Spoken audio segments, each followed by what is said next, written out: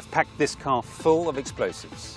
My name's Paul King, and today I'm playing a suicide bomber.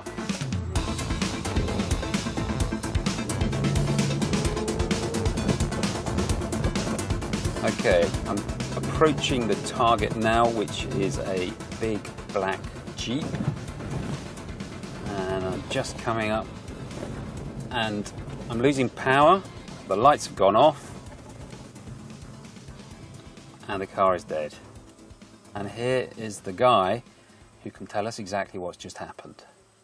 Dr. Ernst Krogegar heads up an international team developing a new device which stops suspected suicide bombers' vehicles.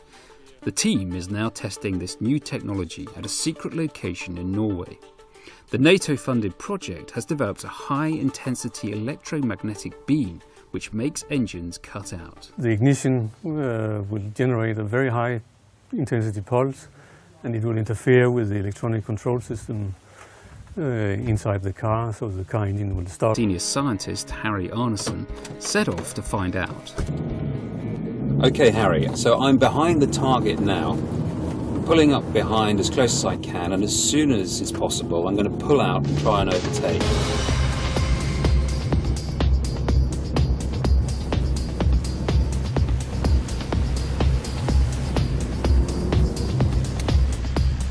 What's going to happen is that when we get really close to it, they will fire the engine stopper, and the electromagnetic noise from the radiator will actually interfere with our engine and stop it.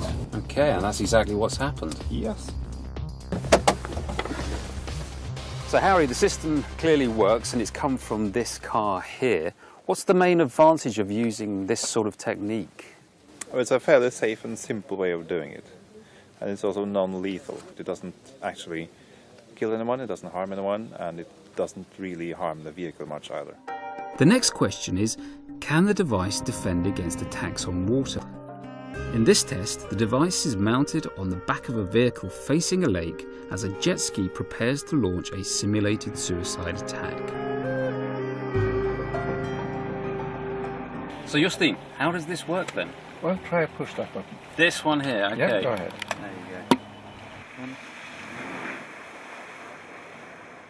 This is the road that Anders Behring Breivik took as he walked away from a car bomb which he planted just outside the Prime Minister's office behind me there, the effects of which can still be seen.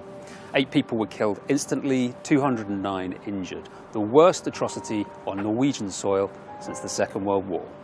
This is an example for a chemical or biological bomb. You can pollute drinking water, for example, remote control. Okay, you have the equipment in your hand. Could you just show us how you would activate this? Yeah. So you've just got a couple of controls on the remote, and that could be chemical weapon, biological weapon. Yes. And all done from some distance. Chemical, biological, radiological, or nuclear. We can kill it.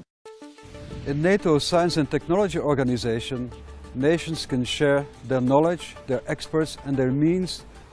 The uniqueness of this event is that it brings together in one trial all possible applications of this technology.